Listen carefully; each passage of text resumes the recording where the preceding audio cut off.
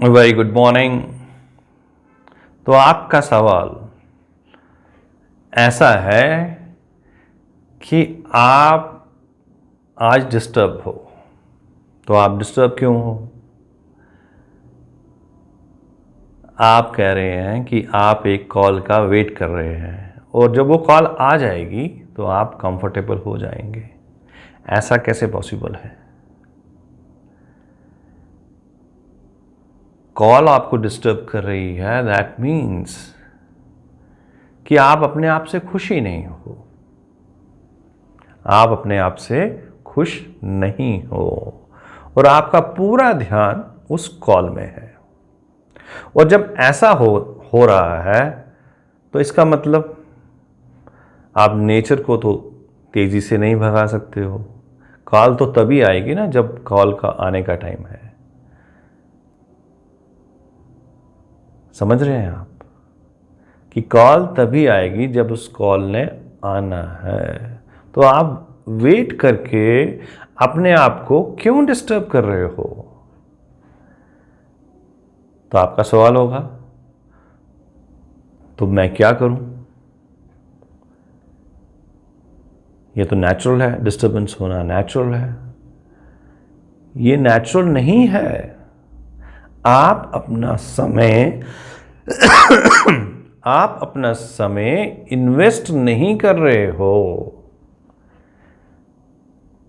आप अपना समय बर्बाद कर रहे हो, वेस्ट कर रहे हो। और आप अगर अपने आप को देखोगे, अपने चेहरे को देखोगे, तो आप देखोगे कि आप एकदम रेस्टलेस हो, एंग्शियस हो, नर्वस हो, सफोकेटेड हो और आप चिंताओं से भरे हुए हो। आप में वो उत्तेजना नहीं है जो एक व्यक्ति में उत्तेजना होनी चाहिए। आप तो ऐसा लग रहा है कि आप अलाइव तो हो लेकिन लीव कोई और कर रहा है। और जब आप ऐसे अपनी लाइफ को देखोगे और ऐसे ही रिपीटेशंस में रोज के रोज फॉल करते रहोगे तो आपकी एनर्जी और ज़्यादा सक हो जाएगी and you will be punctured, emotionally punctured. And when you will be emotionally punctured, then you cannot move. You cannot take any direction. So what you need to do when you really have some time where you have to wait, you have to invest this time into your own personal growth. कि जब तक आप अपनी personal growth की direction में नहीं जाओगे तब तक आप इम्प्रूव नहीं हो सकते। और मुझे ये पता है कि आप इम्प्रूव होना चाहते हो, आप सभी इम्प्रूव होना चाहते हो क्योंकि आप इससे सिक हो चुके हो, आप इन कष्टों से दुखी हो चुके हो। और जब आप दुखी हो जाते हो आप फ्रस्ट्रेट हो जाते हो। तो जब तक आप अपना ध्यान इन विषयों से निकाल के अपने विदिन सेल्फ में नहीं डालोगे तब तक आप आनंदित नहीं हो सकते। क्योंकि बार बार आपका ध्यान उस विषय में जा रहा है जहां पे आपकी चाहत बहुत ज़्यादा है।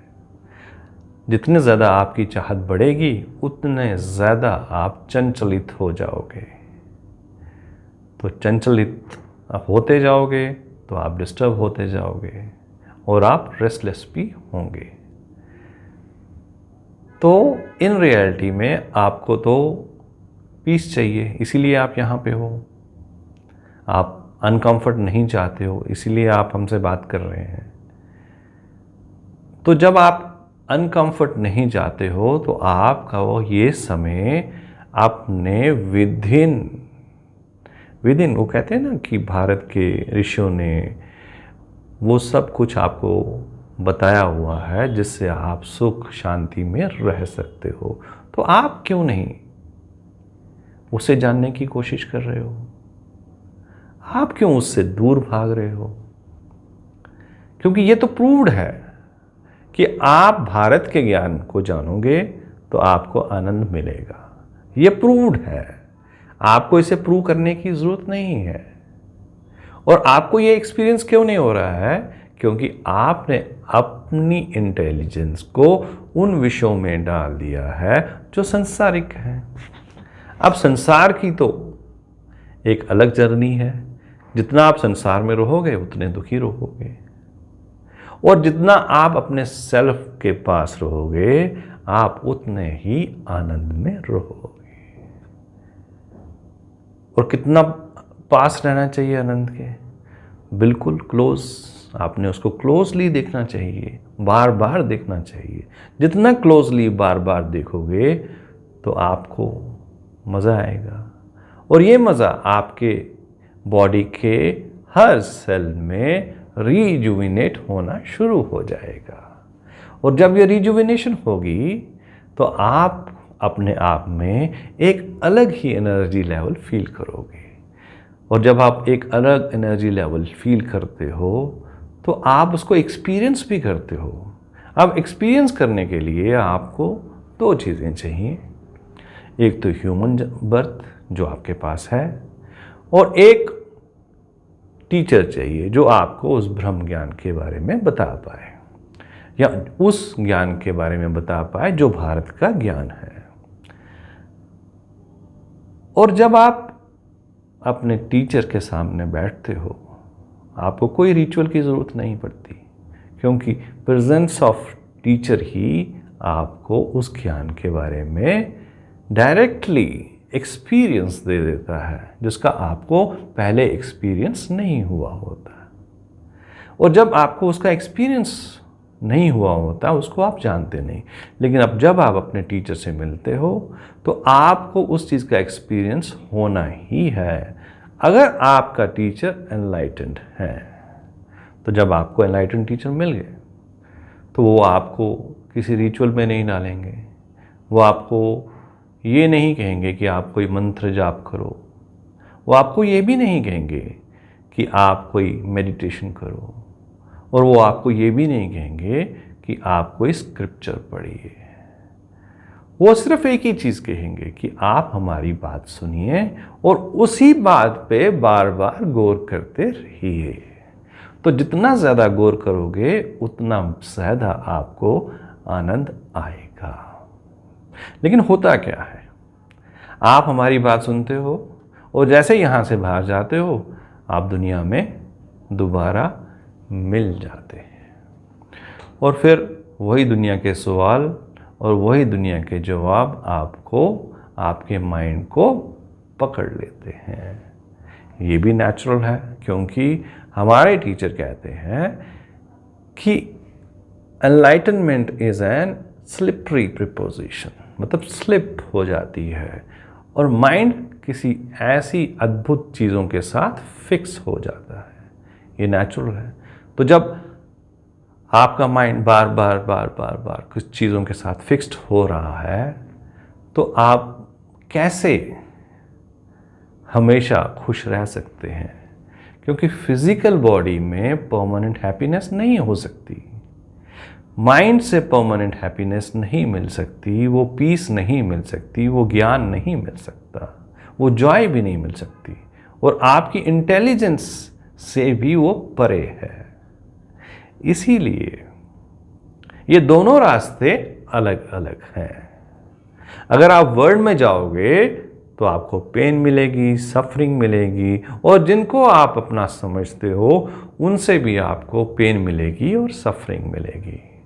और अगर आप ज्ञान की डायरेक्शन में जाओगे तो वहाँ पे आपका स्वागत होगा। किससे स्वागत होगा? हैप्पीनेस से होगा, जॉय से होगा, ब्लिस से होगा। आप अपने ट्रू सेल्फ को जान जाओगे और आप एकदम आत्मनिर्भर हो जाओगे, क्योंकि दोनों की डायरेक्शन अलग है और दोनों के फ्रूट्स भी अलग हैं। तो ये आपने सोचना है कि आपने कॉल का वेट करना है या ज्ञान पाना है। तो ज्ञान जब आप पाओगे तो आपको कॉल आए या ना आए कोई फर्क नहीं रहेगा।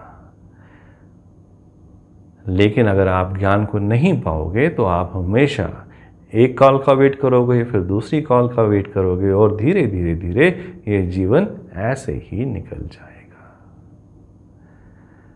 होना तो ये चाहिए कि आप ज्ञान की तरफ जाइए और आपको आपके सारे सवालों के आंसर खुद ही खुद मिल जाएंगे। इसे कहते हैं ब्रह्म ज्ञान, ब्रह्म विद्या, ट्रू सेल्फ, आपका अपना सच्चित आनंद ब्रह्म, जो हमेशा हमेशा हमेशा सबसे परे है। तो इस पे आप कंटेम्पलेट कीजिए और बार बार कीजिए, तो देखते हैं आप कहाँ पहुँचते हैं। Thank you.